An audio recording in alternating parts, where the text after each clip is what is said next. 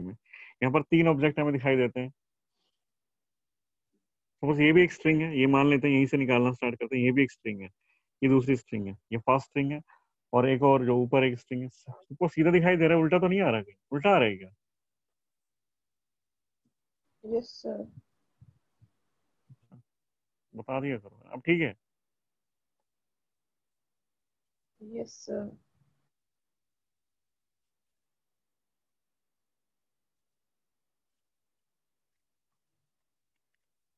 हाँ जी, एक्सेलरेशन।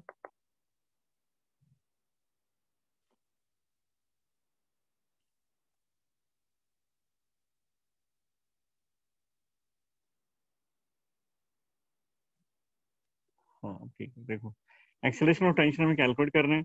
एक स्ट्रिंग ये भी है, यहाँ भी टेंशन निकालने की कोशिश करेंगे हम लोग, है ना, और इसी आगे अप्लाई भी करते रहेंगे। ये पुली है, मास लेस पुली, अभी तो यही डिस्कस करेंगे। मास आएगा तो चैप्टर का नाम चेंज हो जाएगा, कुछ और पढ़ेंगे उस टाइम आएगा मास। मास लेस पुली है, मास लेस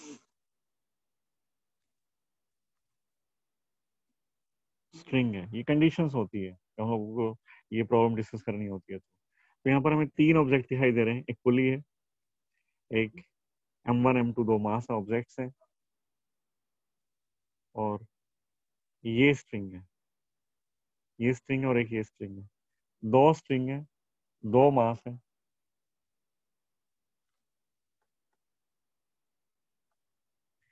तो एफबीडी बनाना चाहते हैं हम लोग, तो एफबीडी बनाते हैं। M2 है, M2 का एफबीडी बनाएंगे, M1 का बनाएंगे, और साथ में पुली का भी बनाएंगे। तो सबसे पहले एफबीडी बनाने से पहले जितनी भी स्ट्रिंग है ना, सारी स्ट्रिंग्स कनेक्ट कर दो। पुली के ऊपर एक स्ट्रिंग है, और उसके एक ऊपर से ऐसे पास होती है, दो स्ट्रिंग है पुली के साथ। एक M1 के ऊपर यहाँ स्ट्रिंग है, एक M2 के यहाँ स्ट्रिंग है, दो स्ट्रिंग यहाँ पर है।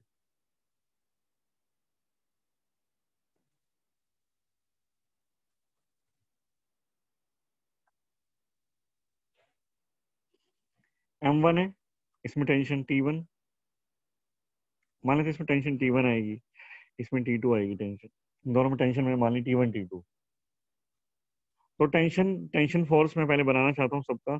और टेंशन पुलिंग फोर्स है, बाहर की तरफ होगा, पुल करेगा इसको, इसको भी पुल करेगा, ये ऊपर की तरफ पुल करेगा, ये नीचे की तरफ पुल करेगा। मतलब जो भी तुम्हारा रेफरेंस ऑब्जेक्ट है उससे बाहर निकलनी चाहिए डायरेक्शन, टेंशन बाहर T1। यहाँ जो पुली, इसमें भी टेंशन T1, M2 के साथ जो कनेक्ट है उस स्ट्रिंग में टेंशन T1, ये T1 T1 की डायरेक्शन हो गई। ये जो स्ट्रिंग है ये वही स्ट्रिंग है जिसमें टेंशन T1 है, जो नीचे की साइड है, ये दो स्ट्रिंग, दो जो एंड दिखाई दे रहे हैं। ये जो टेंशन है, इसमें इसमें भी पुलिंग फोर्स आएगा, ये अब पुली को पुल करेंगे, तो ये T1 है, ये भी T1 है, ऊपर एक ये स्ट्रिंग है, ये इसमें टेंशन, इस ये ऊपरी साइड पुल करेगा, इसमें टेंशन T2 है। मास इसका वेट लगेगा नीचे M2G, इसका M1G। कंडीशन एक और दी हुई है कि M1 is greater than M2। अब M1 M2 अगर M1 और M2 इक्वल नहीं है, M1 is greater than M2, तो तुम्हें एक बात पता है कि ये नीचे जाएगा, M1 नीचे जाएगा, M2 ऊपर जाएगा, M1 नीचे M2 ऊपर।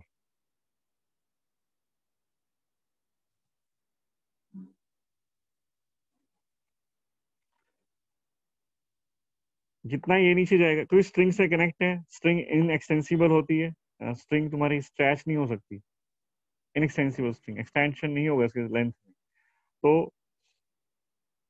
तो जितना ये नीचे जाएगा उतना ही ये ऊपर जाएगा। मतलब ये 1 सेंटीमीटर से नीचे गया तो ये 1 सेंटीमीटर से ऊपर जाता है। जितनी वेलोसिटी इसकी होगी उतनी इसकी होगी, मतलब डायरेक्शन अलग अलग होगी, ये नीचे जाएगा वो ऊपर जाएगा, इसकी डायरेक्शन होगी डाउनवर्ड डायरेक्शन वेलोसिटी की, इसकी डायरेक्शन होगी अपवर्ड डायरेक्शन। जितना डिस्प्लेसमेंट ये मूव करेगा उतना ही डिस्प्लेसमेंट ये भी मूव करेगा। जितनी वेलोसिटी इसकी होगी उतनी ही वेलोसिटी इसकी भी होगी।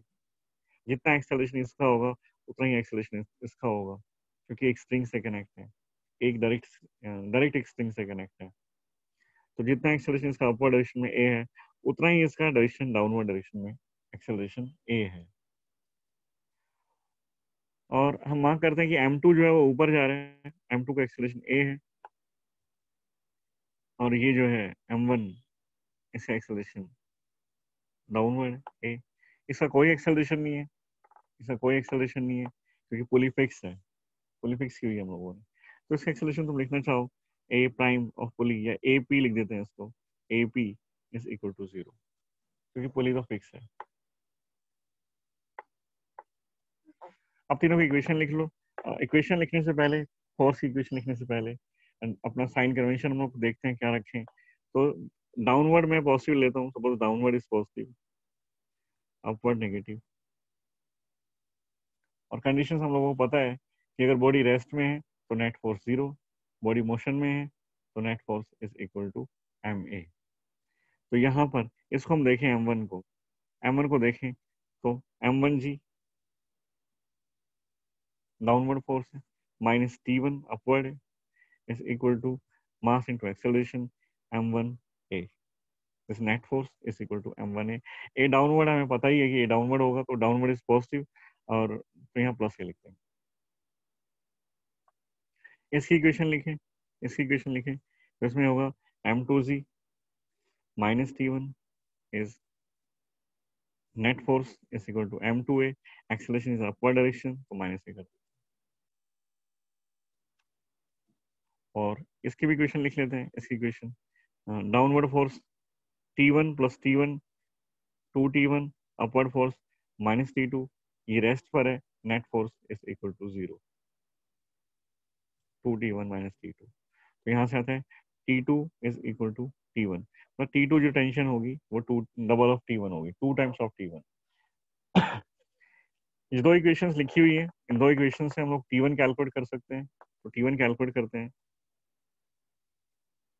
सब्ट्रैक्ट कर देंगे दोनों को, हमें T1 कैंसिल कर देते हैं तो A आ जाएगा, A चाहिए था हम लोगों को, और फिर A की वैल्यू पुट करेंगे तो T1 आ जाएगा। तो हम सब्ट्रैक्ट करेंगे तो जल्दी सॉल्व हो जाएगा, तो ये नेगेटिव, ये पॉजिटिव और ये पॉजिटिव, T1 से T1 कैंसिल, यहाँ बच गया M1G माइनस M2G।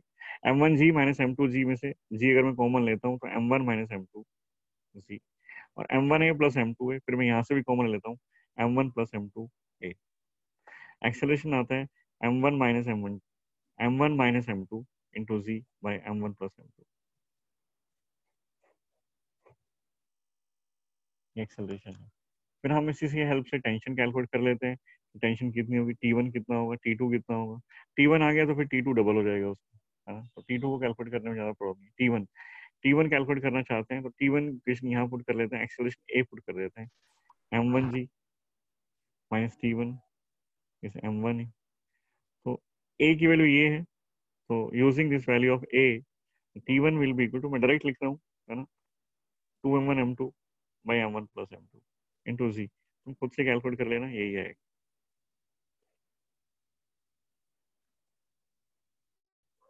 यहाँ लिख देते हैं using the value of A in equation M1G minus MT1 is equal to A.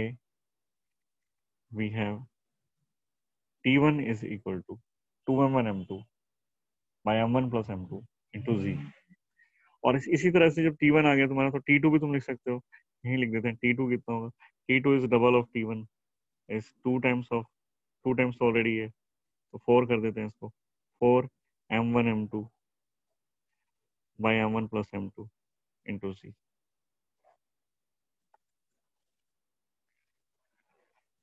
ये दोनों स्ट्रिंग में टेंशन आ गई, इस स्ट्रिंग में टेंशन T1 है, इसमें T2 है।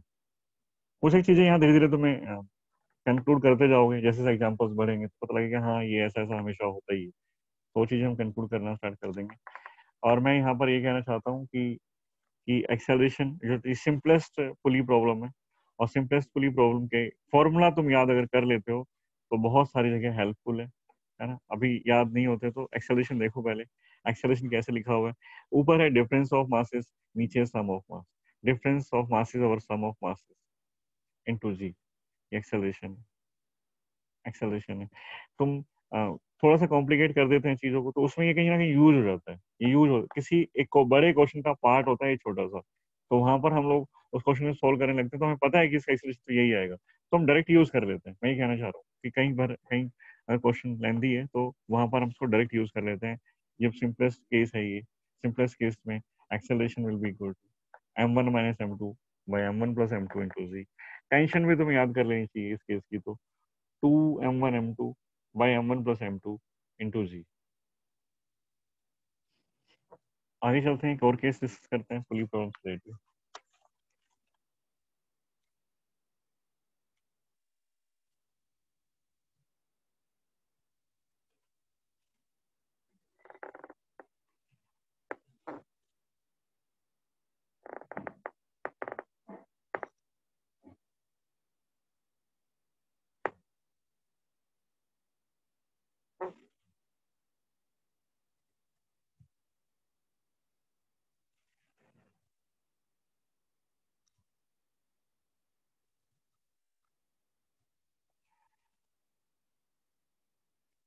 ये M2 है, ये पुली है,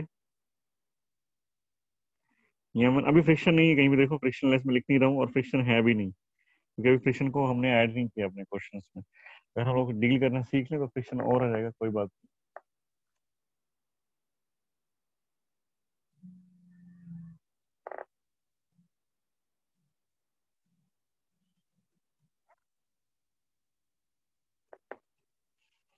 इसमें एक्सेलरेशन कितना होगा ये हम कैलकुलेट करना चाहते हैं। टेंशन स्ट्रिंग एक ही है, इसमें स्ट्रिंग में टेंशन कितनी होगी, देखो ये यहाँ पर एक और ये क्लैंप है, इसको बोलते हैं clamp.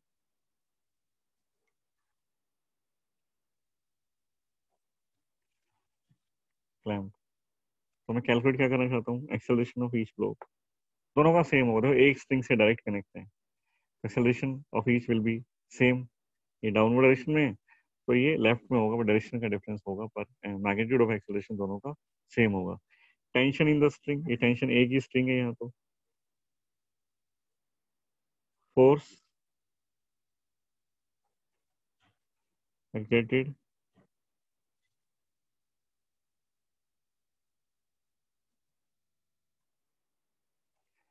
by clamp on pulley। पुली के ऊपर कितना फोर्स लगाता है क्लैंप, क्लैंप ने पुली को होल्ड करके रखा हुआ है, ऐसे तो ऐसे होल्ड करके रखा हुआ है, तो ऐसा तो हो नहीं सकता कि कोई फोर्स नहीं लगा रहा होगा, फोर्स तो लगा ही रहा होगा। तो कितना फोर्स क्लैंप लगाता है पुली के ऊपर। M1 एक ऑब्जेक्ट यहाँ पर है, M2 यहाँ पर है, एक्सेलरेशन है, टेंशन, ये सब तुम्हें कैलकुलेट करना है। फिर से हम वही करेंगे, तीनों का FBD बनाते हैं। M1 हैंगिंग है, M1 तो M2 टेबल के ऊपर है, और एक पुली है, पुली से जो जो कनेक्ट है सब लगा दो यहाँ पर। ये है एक टेंशन, ये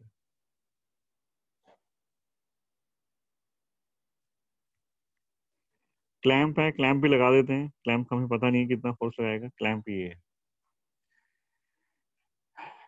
टेंशन हमेशा ऑब्जेक्ट से, रेफरेंस ऑब्जेक्ट से बाहर निकलती है, तो इसमें टेंशन इस तरफ होगी, यहाँ देखें तो यहाँ इस तरफ होगी।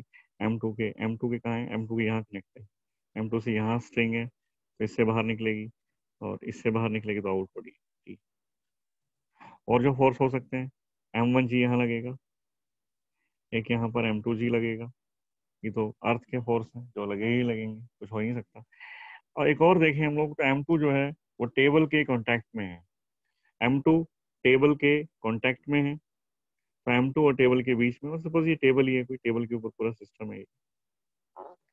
तो टेबल के कांटेक्ट में अगर M2, तो टेबल और M2 जो ऑब्जेक्ट है उनमें एक नॉर्मल फोर्स सेट होगा। M2 टेबल के ऊपर लगा रहा होगा, वैसे टेबल हमारे सिस्टम का पार्ट नहीं है, हमें स्टडी नहीं करना है उसको, पर फिर भी ये टेबल है, तो M2 ने टेबल के ऊपर लगाया होगा कुछ फोर्स N। तो टेबल क्या करती है, टेबल M2 के ऊपर वापस लगाती है N force. In vertical direction M2 का कोई एक्सेलरेशन नहीं है, कोई मोशन नहीं है अलोंग दिस लाइन। M2 तो इस साइड जाता है, फिर एक्सेलरेशन है, ये नीचे जाता है, एक्सेलरेशन। M2 का वर्टिकल में कोई मोशन नहीं है, इसका मतलब वर्टिकल में नेट फोर्स 0 होना चाहिए। तो यहाँ से एक चीज तो कंक्लूड करते हैं कि N इक्वल्स टू M2G। इसकी जरूरत नहीं पड़ेगी, जब तक फ्रिक्शन नहीं आएगा तब तक नॉर्मल की ज्यादा यूज नहीं है हमारे पास। पर नॉर्मल में कैलकुलेट कर रहा हूँ, क्योंकि जब फ्रिक्शन आएगा तो तक तुम्हें नॉर्मल की अंडरस्टैंडिंग होगी कि नॉर्मल कैसे कैलकुलेट होगा। इवन कैलकुलेट किया, बस इसका यूज नहीं है। फ्रिक्शन होता तो फिर नॉर्मल का बहुत इंपॉर्टेंट रोल है नॉर्मल का फ्रिक्शन के लिए, क्योंकि फ्रिक्शन भी तो कॉन्टैक्ट फोर्स है, नॉर्मल भी कॉन्टैक्ट फोर्स है, आपस में एक दूसरे का रिलेशन भी है इनका, इनमें कोई रिलेशन भी बनता है, तो देखेंगे आगे क्या रिलेशन है। तो एन अपवर्ड डायरेक्शन में नॉर्मल रिएक्शन है, डाउनवर्ड डायरेक्शन में m2z है, और वर्टिकल में कोई मोशन है ही नहीं, हमें पता है कि normal reaction n is equal to m2z। बाकी इनकी इक्वेशन लिख दो, इनकी इक्वेशन लिख दो, हम देखते हैं कि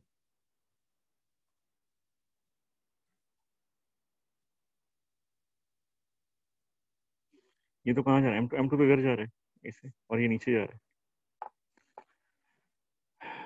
इसकी लिखते थे पहले equation, downward positive upward negative. Downward positive अगर है तो m1g minus t is equal to m1a। और यहाँ से हम देखें, यहाँ से हम देखें तो टेंशन इधर है, मोशन भी इस साइड है, तो यही साइड पॉजिटिव हम ले लेते हैं, right left side is positive, right is negative. तो T is a net force along horizontal, जिस साइड इसका मोशन, अलोंग द मोशन सिर्फ टी ही नेट फोर्स है इसके पास। तो this net force will be equal to the mass into acceleration of this block. Mass m2 है, acceleration is towards left is a, that is m2 है, positive value के साथ। दोनों को ऐड करते हैं, टी से टी कैंसिल हो जाता है, m1g is equal to m1 plus m2 into a। Acceleration आता है m1g by m1 plus m2, m1g by m1 plus, ये एक्सेलरेशन आ गया।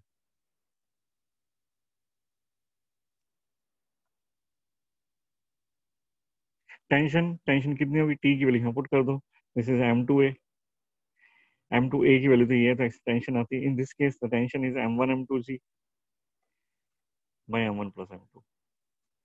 और क्लैंप का फोर्स अभी रहता है, क्लैंप का फोर्स, क्लैंप का फोर्स की तो हमें पता लग गया कि टी कितना है, तो ये टी है, और ये एक टी है, और एक टी है, एक टी ये है, तो क्लैंप का फोर्स तो मुझे पता ही नहीं है कि कितना है।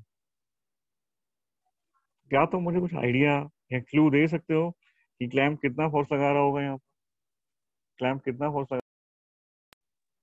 बताओगे जरा, कुछ आइडिया दे सकते हो कैसे कैलकुलेट हो सकता है, क्लैंप कितना फोर्स लगा रहा होगा।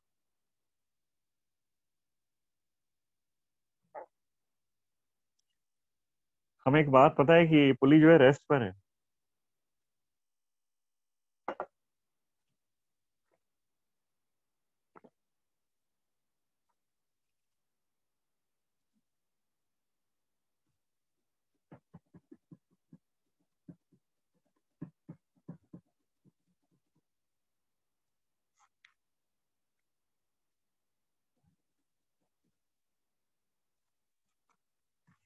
देखो तुम्हारे दिमाग में गलत आएगा ना, वो भी सही, तुम बोल दो बस, गलत आना प्रॉब्लम नहीं है, बोलो शाबाश, कोई बोलो।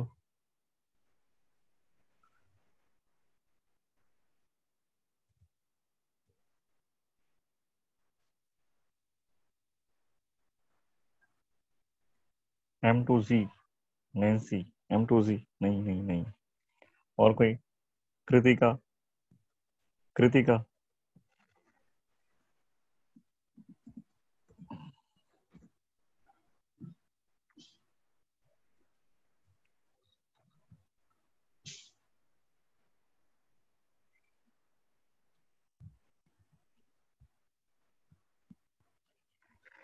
सोनिया,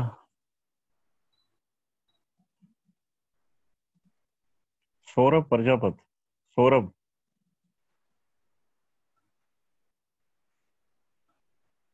किसी को नहीं पता,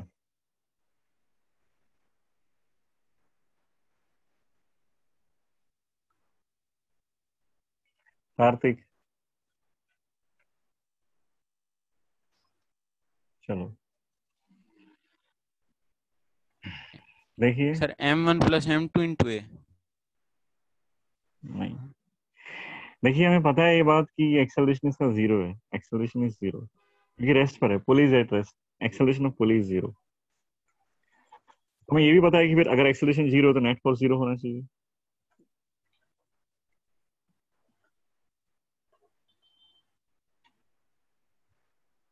दो फोर्स हमें दिखाई दे रहे हैं, टी प्लस टी, टी और टी के बीच में एंगल अगर हम देखें तो 90 डिग्री का एंगल है, ये वर्टिकल के अलोंग है, हॉरिजॉन्टल के अलोंग। अगर मैं दोनों को ऐड करूं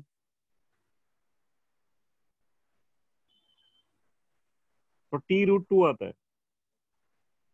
टी रूट टू, टी और टी 90 डिग्री पर ऐड करते हैं, तो वैसे मैंने बताया था दो वेक्टर का मैग्नीट्यूड अगर इक्वल है, सेम है, मैग्नीट्यूड अगर सेम है तो रिजल्टेंट होता है 2a cos of theta by 2a cos of theta by 2। तो 2t cos of theta by 2 मतलब 90 by 2, that means 2t cos 45, 90 by 2 is 45, तो 2t cos 45, तो 2t cos 45 की वैल्यू अगर पुट करते हैं cos 45 is 1 by root 2, resultant of these two will be equal to t root 2। मतलब अगर मैं देखूं इन दोनों का रिजल्टेंट यहाँ ड्रॉ कर देते हैं ना, एक बार यहाँ ड्रॉ कर देते हैं कि ये एक t है, ये दूसरा t है, इन दोनों को ऐड किया तो ये रिजल्टेंट ये आता है, this is t root 2, t root। इन दोनों को ऐड करें तो टी रूट 2 आता है, और इन तीनों को ऐड करें, ये क्लैंप है, फोर्स बाय क्लैंप, ये क्लैंप है, क्लैंप का फोर्स पता नहीं कितना आएगा, किस तरफ आएगा, मुझे पता ही नहीं कुछ भी, मुझे एफ सी तो पता करना है, फोर्स एक्सर्टेड बाय क्लैंप। आप कुछ बता सकते हो? इन दो का सम टी रूट 2 आ चुका है along this line 45 degree with each, और हमें पता है कि नेट जीरो होना चाहिए। इन दो को ऐड किया, मतलब थोड़ा सा मैं तुम्हें क्लू देता हूँ, तुम सिंपल अलजेब्रा में सोच सकते हो, 2 + 3 + x इज इक्वल टू 0, ऐसा होना चाहिए कि 3 है, 3 का सम 0 होना चाहिए, तो 2 + 3 हमें पता है कि 5 है, तो 5 + x जो 0 होना चाहिए, तो x कितना होना चाहिए, x की वैल्यू कितनी होनी चाहिए? -5। x की वैल्यू इन दोनों के सम के इक्वल होनी चाहिए, तभी 0 कर पाएगा, और नेगेटिव साइन के साथ होनी चाहिए।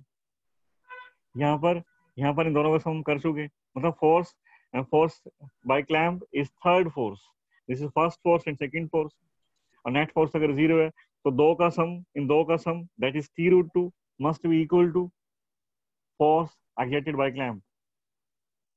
This T root 2, T root 2 is a net force or the sum of these two forces T and T. To make the net force 0, the force exerted by the clamp must be equal to T root 2 and in opposite direction. तो मैं क्या कहता हूँ कि ये T root 2 है ना, तो दो फोर्स कब जीरो, तीसरा फोर्स एफ सी इधर होना चाहिए, पहली बात ये एफ सी थर्ड फोर्स होना चाहिए, इन दो का सम ये आया, अब टी रूट 2 और F C force exerted by clamp, मतलब पता लग गया मुझे कि इधर होना चाहिए, फोर्स बाय क्लैंप का इधर आना चाहिए, this is the force of clamp, और इन दोनों का सम जो आएगा उसके इक्वल एंड ऑपोजिट होगा फोर्स ऑफ क्लैंप। इक्वल मतलब टी रूट 2 मैग्नीट्यूड होगा और डायरेक्शन ऑपोजिट होगी, तभी एक दूसरे को कैंसिल कर पाएंगे। इन दोनों का सम ये आया, क्लैंप का फोर्स ये है, दोनों एक दूसरे को कैंसिल किया, नेट फोर्स 0 आ गया। तो F C force by clamp is direction opposite, बना ही चुके इसको, टी रूट 2 लिख देता हूँ, मैग्नीट्यूड की बात कर रहा हूँ तो मैं, और टी की वैल्यू हमारे पास है, T is m1 m2 g bye m1 + m2, तो root 2 times of m1 m2,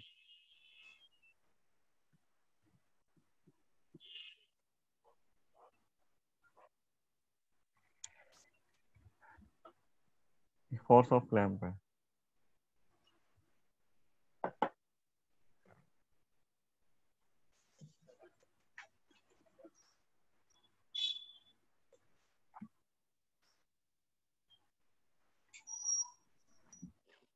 समझ में आया क्या? Yes, sir. Yes, sir. अभी तो ये था हॉरिजॉन्टल प्लेन के ऊपर एक ब्लॉक था, एक वर्टिकल हैंग था, एक कब करते हैं इंक्लाइंड प्लेन के ऊपर एक ब्लॉक है और एक वर्टिकली हैंगिंग है, ट्रायंगुलर वेज है कोई, उसके उसके दोनों साइड, एक साइड उसकी जो है इंक्लाइंड है, एक साइड उसकी वर्टिकल है।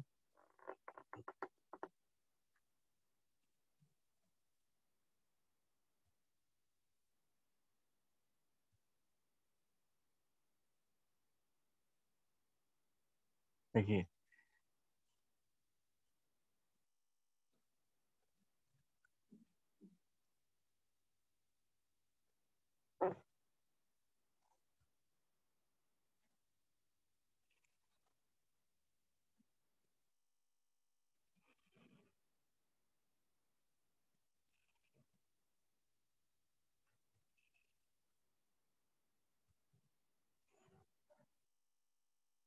नॉर्मल वगैरह भी कैलकुलेट करूंगा, हालांकि यूज नहीं है अभी नॉर्मल का, पर कल ये जब दोबारा प्रॉब्लम आएगी ऐसी की ऐसी और यहाँ फ्रिक्शन अगर आ जाएंगे तो फिर तुम्हें नॉर्मल कैलकुलेट करना पड़ेगा। ये है ए, ये है बी और ये सी, ब्लॉक्स के नाम है।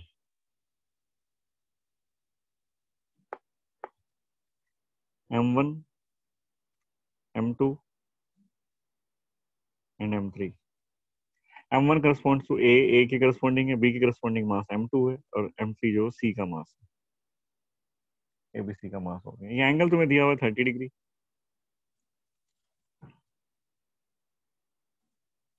कैलकुलेट भाई कर रहे हैं टेंशन इन ईच स्ट्रिंग। दो स्ट्रिंग है यहाँ तो, आज एक तो ये स्ट्रिंग है, एक तो ये स्ट्रिंग है, इस केस में दो स्ट्रिंग हो गई। तो first string is this one and second string is which is connecting the block A and block B.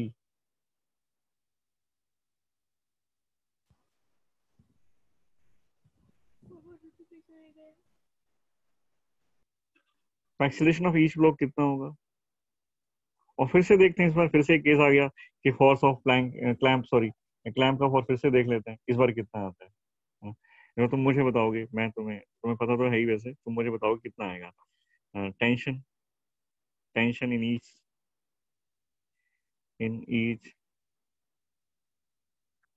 String, force exerted by clamp।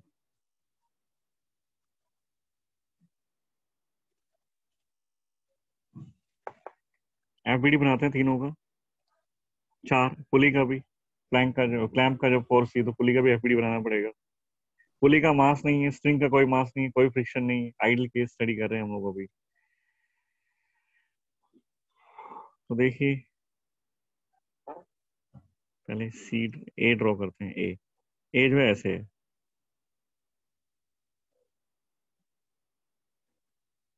और पी भी ऐसे ही है।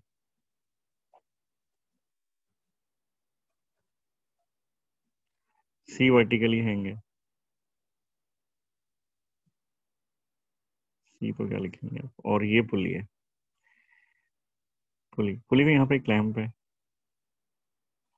एक एक स्ट्रिंग इधर है पुली के और एक स्ट्रिंग ऐसे है।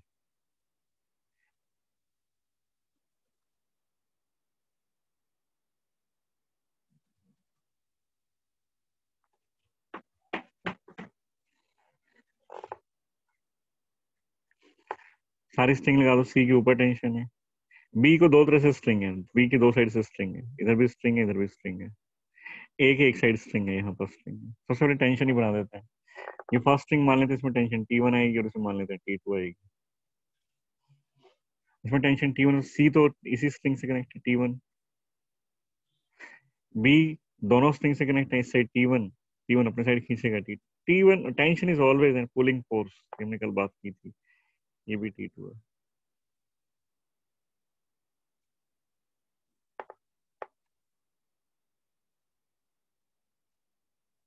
मैं अगर ड्रॉ करूं कोई ऑब्जेक्ट, अगर ऐसे ड्रॉ करता हूं, मुझे शायद हम लोगों ने पहले डिस्कस किया था कि डाउनवर्ड एक फोर्स होता है mg। ये ब्लॉक और ये सरफेस आपस में कांटेक्ट में, यहाँ एक नॉर्मल फोर्स आएगा which is perpendicular to the surface, which is perpendicular to the surface.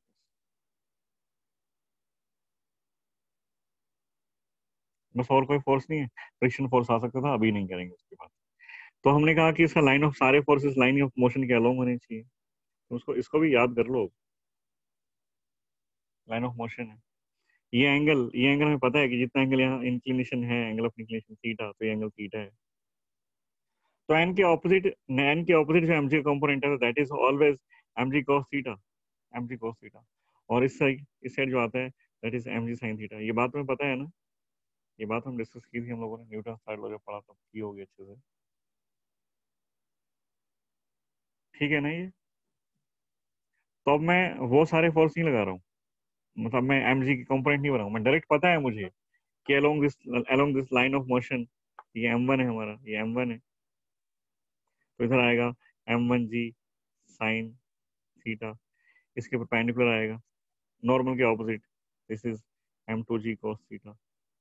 इधर आएगा इस तरफ नॉर्मल n1, जब m1 है तो नॉर्मल n1 से करस्पॉन्डिंग। ऐसे यहाँ पर एक अब इसका कंपोनेंट आएगा इधर सरफेस के परपेंडिकुलर n2, इसके ऑपोजिट mg का component m2g cos theta,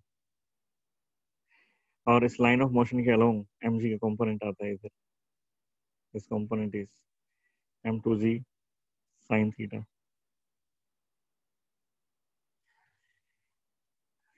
downward m3g,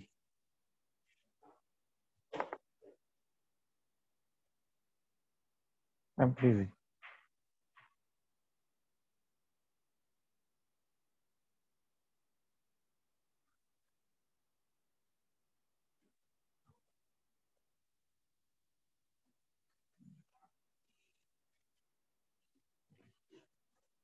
तो एक्सेलरेशन एक्सेलरेशन जो किसी भी साइड हो सकता है ना, हो सकता है दोनों इसको नीचे ले आए और ये ऊपर जाए, और ये भी हो सकता है कि ये इधर चला जाए और ये ऊपर, डिपेंड करता है ना। मैं ले लेता हूँ बस करस्पॉन्डिंग ऐसे ही ले लेते हैं, सिंपल सा केस कि m1 जो है that is 1 kilogram, m2 2 kilogram, m3 3 kilogram. तो m3 अगर 3 किलोग्राम है और ये 1 और 2 है तो ये नीचे जाएगा, और तुम्हें नहीं भी पता लगे तो ये उस तरफ जाता है जिस तरफ तुम्हें लगता है, वो सही होता है हमेशा। लास्ट में अगर तुमने गलत मान भी लिया था स्टार्टिंग में, तो लास्ट में जो आंसर आएगा, आंसर में तुम्हारा नेगेटिव साइन आएगा, और नेगेटिव साइन आने का मतलब ये होता है कि तुम लोगों ने जो सोचा था ना कि ये इधर जाना चाहिए और ये ऊपर जाना चाहिए, वैसा नहीं था, डायरेक्शन उसके रिवर्स थी, बस इतना सा मतलब है।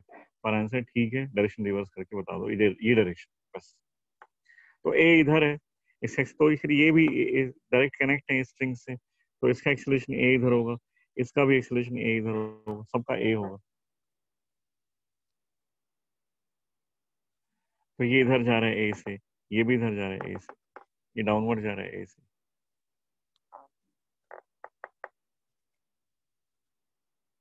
और डायरेक्शन ऑफ मोशन मैं कोशिश करता हूँ हमेशा कि डायरेक्शन ऑफ मोशन को पॉजिटिव लिया जाए, तो ये साइड मेरी पॉजिटिव है और ये साइड मेरी नेगेटिव, इन दोनों के लिए ये कर लेता हूँ।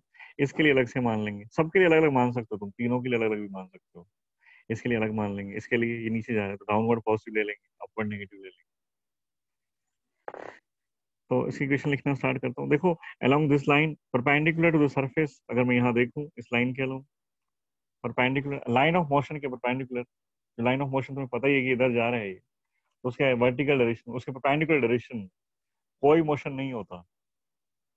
उसके उसके अगर लाइन ऑफ मोशन ये है, उसके परपेंडिकुलर जो डायरेक्शन है उसके अलोंग नेट फोर्स जो है वो 0 होता है, नेट फोर्स 0। तो अभी तो मैं सिर्फ इसको लिख रहा हूँ क्योंकि हमें अभी जरूरत नहीं है कि इस लाइन के अलोंग नेट फोर्स 0 होना चाहिए, इस लाइन के अलोंग नेट फोर्स 0 होना चाहिए। इस लाइन के अगर नेट फोर्स 0 लिखोगे तो जितना अपवर्ड डायरेक्शन में फोर्स है उतने डाउनवर्ड डायरेक्शन में होना चाहिए। That means n1 equals to m1g cos theta, और यहाँ से लिख सकते हो and n2 is equal to m2g cos theta, n2 is equal to m2g cos theta. इस लाइन के अलोंग, इस लाइन के अलोंग इसका मोशन तो ऊपर इधर जा रहा है, तो मैं उधर ये साइड पॉजिटिव है, नेगेटिव है, उसका एक्सेलरेशन भी है। तो in this case along this line net force will be equal to M A लिखेंगे। तो इसमें इस साइड फोर्स है T2 minus m1g sin theta, T2 minus m1g sin theta is equal to mass into acceleration. दो ही force है, net force यही है, ये नेट फोर्स आ गया, mass times acceleration that means m1a। इसकी लिखें इक्वेशन, इसकी लिखते हैं, इसमें लिखेंगे T1 minus T2, T1 upward है, ये पॉजिटिव साइड है हमारी, minus T2 and minus m2g sin theta minus m2g sin theta is equal to m2a। उधर जा रहा है ये m2 mass.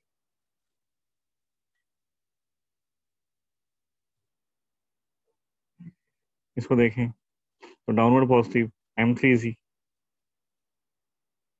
Minus T1 is equal to m3 A downward है, पॉजिटिव है।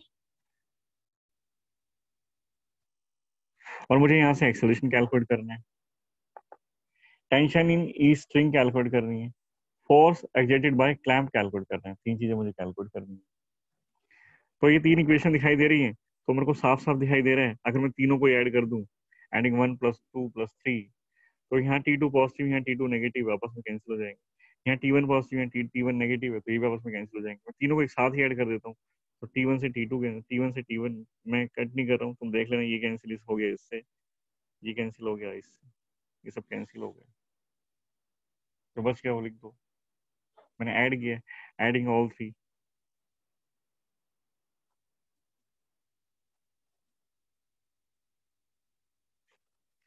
एडिंग ऑल थ्री इक्वेशंस, तो T2 से cancel, T1 से कैंसिल, यहाँ -m1g sin थीटा, यहाँ -m2g sin थीटा, यहाँ पर m3g है, तो क्या लिखोगे, m3g minus m1g sin theta minus m2g sin theta is equal to m1 plus m2 plus m3 into A सब में कॉमन है। एक्सलेशन आ गया तुम्हारा, जी यहाँ से कॉमन ले सकते हो, m3 minus m1g sin theta, m1 जी कॉमन ले लिया, minus m2 sin theta divide by, इसको नीचे ले आते हैं, m1 plus m2 plus m3 into जी। तो तुम फिर से कैलकुलेट करना चाहो तो यहाँ लिख सकते हैं वैसे, m3 is 3 minus m1 is 1 sin theta, theta is 30 degree, sin 30 is 1/2 minus m2 is 2 sin theta, theta is again 30, और 30 तो sin 1/2, sin 30 इज 1/2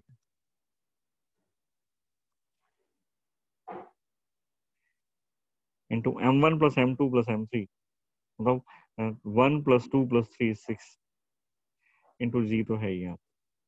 तो ये 1 है और ये हाफ है, तो ये हो गया 1.5 एंड 3, मतलब 3/2 है, 3/2 है ये। एक्सेलरेशन आ गया 30/2, मतलब 30/12। एक्सेलरेशन में यहाँ लिख देता हूँ, आंसर इज 30/12, मतलब हुआ 15/6।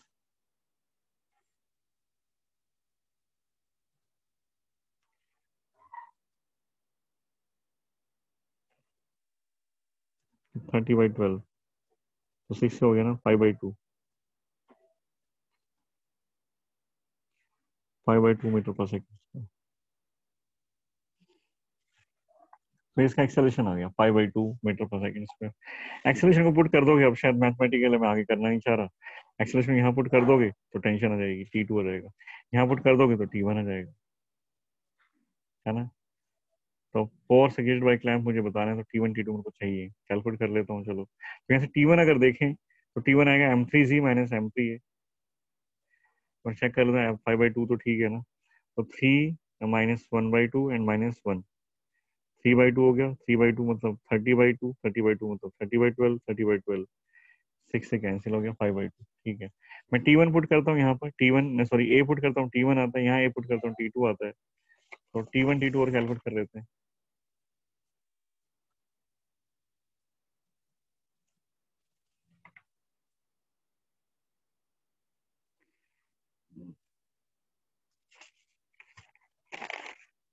T2 माइनस m2g, क्या था वो, m1g था, T2 minus m1g sin theta, T2 minus m1g sin theta is equal to m1 है, T2 is m1g sin theta plus m1 है, सारी वैल्यूज पुट करो, m1 is 1, g is 10, sin 30 is 1/2 plus 1 into 5/2, ये 5 है और ये 5/2, 5 + 5/2 is 15/2, tension T2 is 15/2, T1 T1 यहाँ से लिखें तो T1 इधर जाएगा, m3g माइनस m3 है, T1 is m3g minus m3 है, m3 is 3, 3 into 10 minus 3 into 5/2, ये 30 और ये 15/2 है, 30 और 15/2 मतलब 45/2 है ना, 60 - 15 45/2, ये टेंशन आ गई। अब बात आती है क्लैंप की। क्लैंप के बारे में बात करते हैं। ये क्लैंप है, एक टेंशन इधर है जो कि T1 है। T1 हमारे पास आ चुकी है 45/2। एक टेंशन इधर है, इससे, वो भी T1 है। ये क्लैंप है। अब बताओगे कितना फोर्स लगाया है क्लैंप? अब बताओगे कितना फोर्स लगाता है क्लैंप?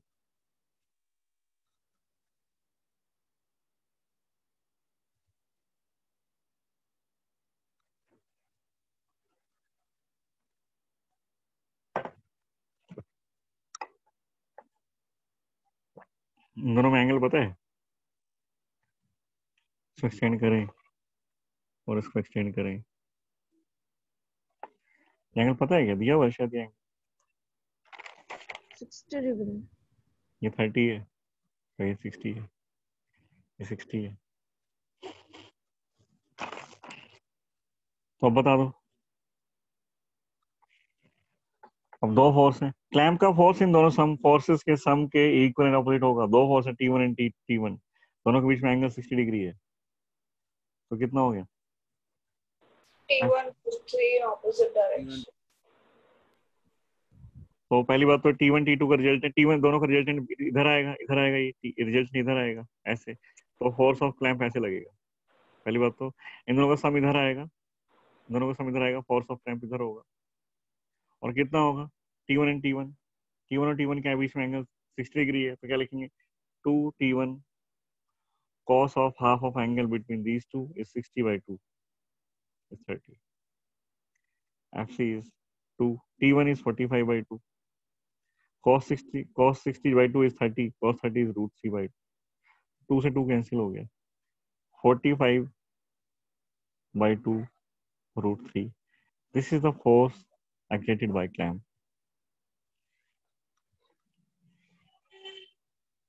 ठीक है, तो आगे आते हैं, एक और क्वेश्चन करते हैं।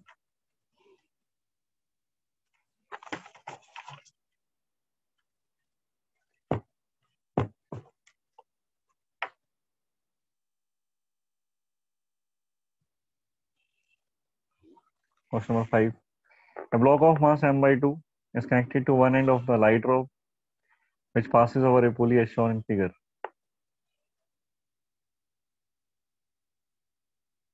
देखिए, मंकी का केस आता है जो तुम्हें कंफ्यूज करता है। मंकी से, मंकी कई बार क्या होता है कि एक पुलिस सिस्टम पर मंकी जो हैंग क्या है वो ऊपर चढ़ने की कोशिश कर रहा है। तो मंकी की प्रॉब्लम लेते हैं। एक साइड मंकी है, तो दो प्रॉब्लम और डिस्कस करना चाहता हूँ फिर मैं। और पुली प्रॉब्लम मेरे हिसाब से इनफ है इतनी। एक आध क्वेश्चन कल देख लेंगे, उसके फिर हम लोग आगे चलेंगे। आगे एक दो क्वेश्चन फिर स्यूडो फोर्स के, जो तुम्हें लगता है कि कल स्यूडो फोर्स की प्रैक्टिस करवाऊंगा मैं। स्यूडो फोर्स क्या होता है, उसका कंस्ट्रेंट मोशन, और कंस्ट्रेंट मोशन के बाद ये सब कुछ, मतलब ये पैकेज कंप्लीट हो जाता है। और फिर हमें नेक्स्ट जो है, और नेक्स्ट सिर्फ इतना सा करना है हमें कि एक एडिशनल फोर्स और लेके चलना है। जो कंसेप्ट है यहीं पर जो देख रहे हो तुम, यही कंसेप्ट है। और नेक्स्ट एडिशन जब मैं मतलब फ्रिक्शन में जब आऊंगा तो कुछ नहीं करना, सारी चीजें सेम है, एक नया फोर्स और ऐड कर देंगे जिसको हम लोग फ्रिक्शन फोर्स बोलते हैं, है ना। कंसेप्ट यही रहेगा। अभी दो प्रॉब्लम और डिस्कस करना चाहता हूँ, एक पर्सन और एक मंकी से रिलेटेड। तो देखिए, ये पुली है, ये ब्लॉक है, और ए ऑफ मास m/2। इस साइड एक मंकी हैंग किया हुआ है। मंकी मतलब यहाँ से ये मंकी है,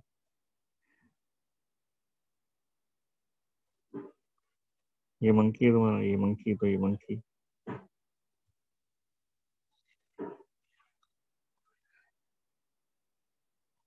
मंकी जो है वो ऊपर जाने की कोशिश करता है, इसके ऊपर जाएगा ये।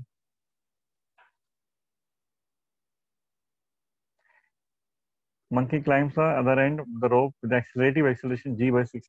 और ये मंकी जो है ना g/6 से जाता है, g/6 से ऊपर जाता है रिलेटिव टू द रोप। अब ऐसा नहीं है कि ये नीचे आए, ये ऊपर जाएगा तो ये नीचे जाएगा, ऐसा नहीं। रोप अगर रुकी हुई है तो ये g/6 से चढ़ जाता है ऊपर रोप के रिस्पेक्ट में। और अगर ये ब्लॉक नीचे जा रहे हैं तो g/6 से तो वही जा रहे हैं, और रोप भी उसको लेके जा रही है। अगर मान लो ये रुका हुआ रहता, अगर ये रुका हुआ रहता मंकी, तो क्या होता कि जितना ये ब्लॉक नीचे जाता उतना ये मंकी ऊपर जाता, तो एक्सेलरेशन इस मंकी को उतना ही मिलता जितना कि इस ब्लॉक का एक्सेलरेशन है। अब क्या हो रहा है, अब तो ये मंकी और रोप के रिस्पेक्ट में वो कहता है तू मूव करे या ना करे, ये ब्लॉक मूव करे ना करे, ब्लॉक रुका हुआ है, तो अभी मैं तो ऊपर जा रहा हूँ G/6 से, तो मैं तो ऊपर जाता हूँ G/6 से। अगर ये ब्लॉक मूव किया तो उसको एडिशनल एक्सेलरेशन और मिलेगा, ब्लॉक नीचे गया तो G/6 पे जा ही रहा है, और ब्लॉक अगर नीचे जाएगा तो मंकी को ऊपर लेके जाएगा, तो G/6 तो ये, और एक्सेलरेशन ऑफ ब्लॉक, जो ब्लॉक का एक्सेलरेशन वो भी इसको मिल जाएगा, दो एक्सेलरेशन हो जाएंगे इसके बाद। अभी G/6 से ऊपर जा रहा है, और ये ब्लॉक अगर नीचे, ये ब्लॉक ऊपर आ रहा है और ये मंकी नीचे जा रहा है, तो G/6 तो उसका एक्सेलरेशन है, this is acceleration of monkey, acceleration of monkey with respect to string या पुली, तुम बोल सकते हो, पुली फिक्स है ना, या स्ट्रिंग लिखते हैं, स्ट्रिंग, स्ट्रिंग दिया हुआ है, रोप, रोप बोला होगा, स्ट्रिंग और रोप, रॉप के रिस्पेक्ट में।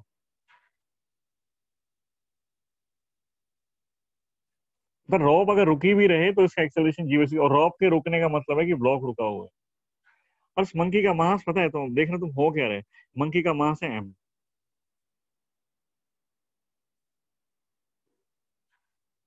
और ब्लॉक का मास m/2 है।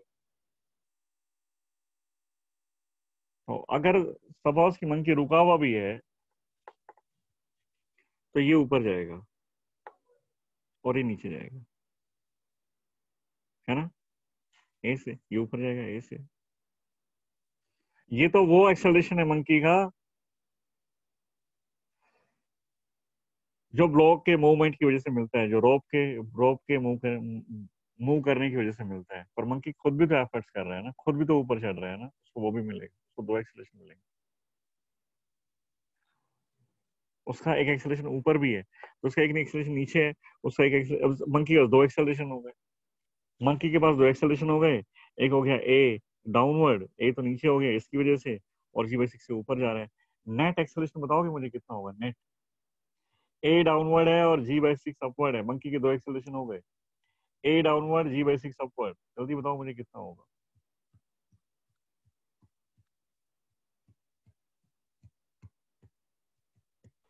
A-G/6. A-G/6 किस डायरेक्शन, किस तरफ, डाउनवर्ड या अपवर्ड? तो तुमने A/G/6 बोला है तो डाउनवर्ड हो गया, और तुम बोलते G/6 माइनस ए बोलते तो फिर अपवर्ड होता ना, तुम अपवर्ड बोलते तो फिर लिखते G/6 minus A in upward direction, वो भी ठीक था। A-G/6 अगर बोल रहे हो तो इन डाउनवर्ड डायरेक्शन। अब इसका एक्सेलरेशन तो ये है और ब्लॉक का एक्सेलरेशन ए है। अब इनके एफबीडी बना देता हूँ, अब तुम्हें काफी कुछ क्लियर हो गया, ये ब्लॉक है और ये मंकी है, मंकी के हाथ में स्ट्रिंग है, तो मंकी के हाथ में स्ट्रिंग, तो मंकी स्ट्रिंग तो अपना काम करेगी, टेंशन, और ये ब्लॉक है, ब्लॉक के ऊपर tension, block in downward weight काम करेगा, वो तो हमेशा ही करता है, एक वेट इसका काम करेगा mg, इसका एक्सेलरेशन कितने, A-G/6 डाउनवर्ड, इसका एक्सेलरेशन कितने, ए अपवर्ड, बस और तो कुछ है ही नहीं, और तो कुछ है ही नहीं, बाकी सब लिख दो क्या क्या हो सकता है। अगर तुम लिखना चाहते हो किसको पॉजिटिव लेना चाहते हो, इसमें डाउनवर्ड को पॉजिटिव ले लेते हैं, तो डाउनवर्ड पॉजिटिव लोगे तो यहाँ से लिखते हैं mg minus t is equal to m a minus G/6, और यहाँ पर तुम चाहो तो अपवर्ड को पॉजिटिव ले सकते हो, एक ब्लॉक के लिए साइन कन्वेंशन होता है, दूसरे ब्लॉक के लिए दूसरा ले सकते हो, पर हम वही लेते हैं, डाउनवर्ड पॉजिटिव हमारा, तो क्या लिखेंगे m/2g minus t is equal to m/2 a, acceleration upward है और अपवर्ड डायरेक्शन मेरी नेगेटिव है, मैंने माइनस है, तो इनको आपस में सब्ट्रैक्ट कर लो, यहाँ से ए आ जाता है। पूछा क्या था एक्सेलरेशन, क्या पूछा गया था, find the acceleration of block A and the tension in the rope, A का एक्सेलरेशन, इसका ब्लॉक का एक्सेलरेशन कितना होगा, जब ब्लॉक का आ ही जाएगा तो फिर इसका भी आ जाएगा, है ना, इसका A-G/6, तो सब्ट्रैक्ट कर देते हैं, ये आपस में कैंसिल हो गए, यहाँ पर mg minus m/2g, is m/2g is equal to ma minus g/6 multiply करके लिख रहा हूं मैं ma minus mg/6 plus m/2 है m/2g m plus m/2 3m/2 है माइनस m/6 m से हम सारे कैंसिल हो गए इसको इधर ले जाओ ये g/2 ऑलरेडी है m तो सारे कैंसिल हो गए यहाँ g/2 है और यहाँ g/6 है विद नेगेटिव साइन इधर लेके आओगे तो पॉजिटिव हो जाएगा g/2 प्लस g/6 ये 3/2 है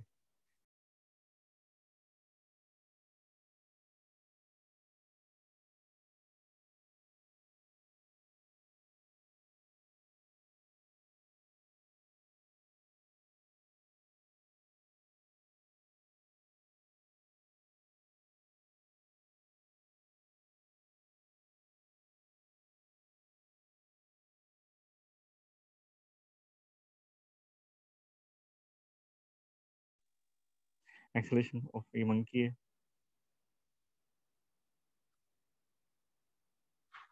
एक्सेलरेशन ऑफ मंकी नहीं है तो क्या ए तो किसका एक्सेलरेशन था ब्लॉक ये ब्लॉक का acceleration A minus g/2 g/6 sorry g/6 A कितने A is 8/18 g minus g/6 और तुम देखोगे शायद ये पॉजिटिव टर्म नहीं आ रही होगी नेगेटिव आ रही होगी नहीं कितना आ रहा है ये हो गया 4/9 तो 24 माइनस 9 4/9 हो गया ना हाँ 4/9 तो 24 माइनस 9 इज 15 15/54 g ये तुम्हारा मंकी का एक्सेलरेशन ये एक्सेलरेशन ऑफ मंकी है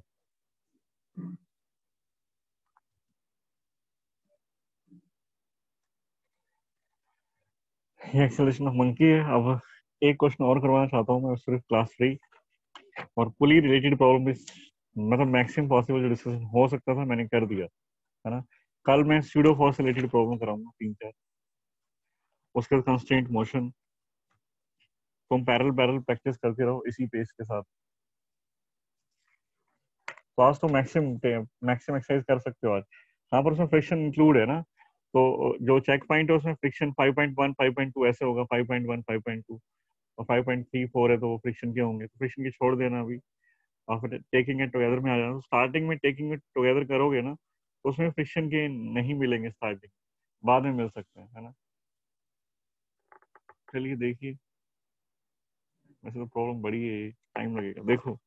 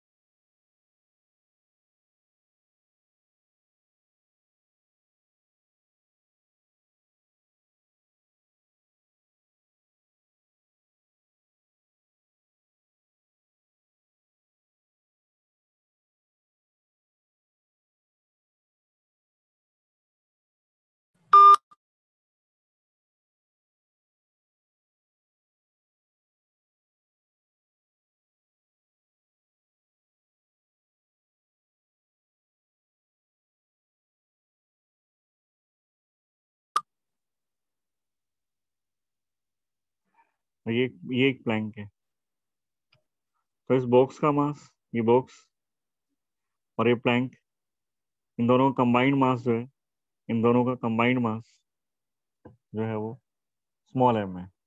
mass of this person, mass of the person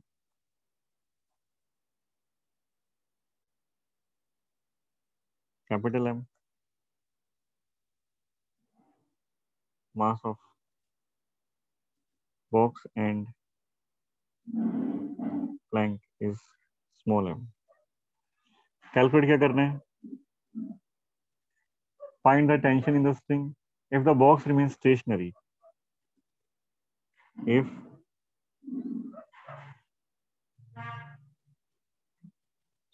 box is stationary, find the tension in string.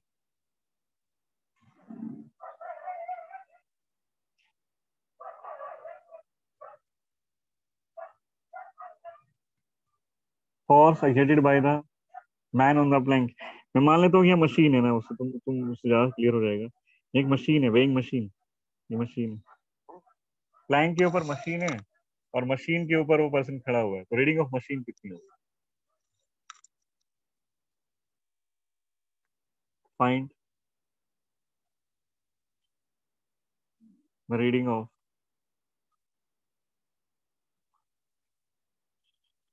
weighing machine. Reading of weighing machine क्या होगी? चलिए, दो चीजें हैं यहाँ पर, एक तो मास पर्सन का है और एक बॉक्स का है, बॉक्स एंड प्लैंक. तो ये बॉक्स एंड प्लैंक तो ये हो गया तुम्हारा, बॉक्स एंड प्लैंक तो ये बना दिया. यहाँ से स्ट्रिंग है और ये पर्सन हो गया, इसका मास कैपिटल है और स्टेशनरी है. स्टेशनरी तो इसका तो कुछ भी नहीं है, बस यही है और तुम्हारी कोई कनेक्शन नहीं है. एक स्ट्रिंग कनेक्ट है, एक ये पर्सन इसके ऊपर खड़ा हुआ है ना. तो डाउनवर्ड फोर्स हो गया इसका mg, टेंशन हो गई स्ट्रिंग में. इसके हाथ में स्ट्रिंग है, पर्सन के हाथ में स्ट्रिंग लगा देते हैं, ये स्ट्रिंग हो गई. एक यहाँ पर कैपिटल mg, यहाँ पर स्ट्रिंग.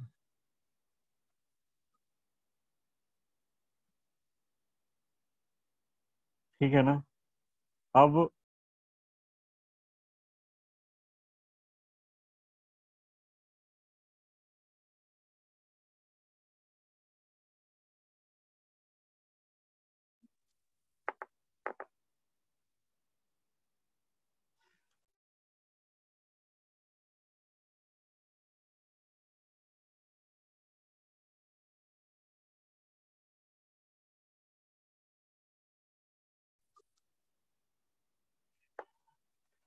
तो ये टेंशन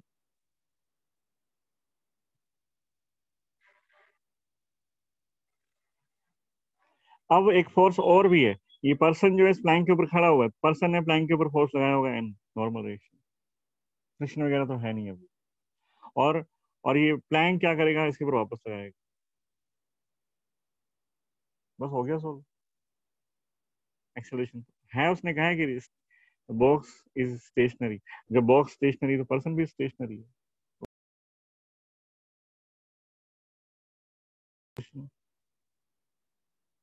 एक्सेलरेशन जीरो. इस इक्वेशन लिखें अगर, mg minus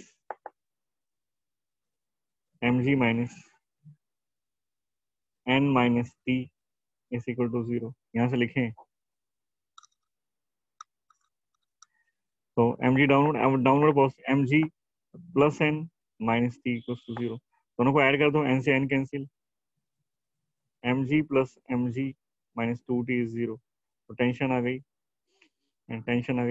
m plus m into z by 2. ये टेंशन है.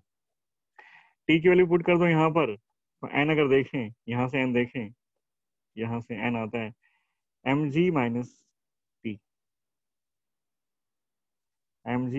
t is complete m plus m by 2 into z.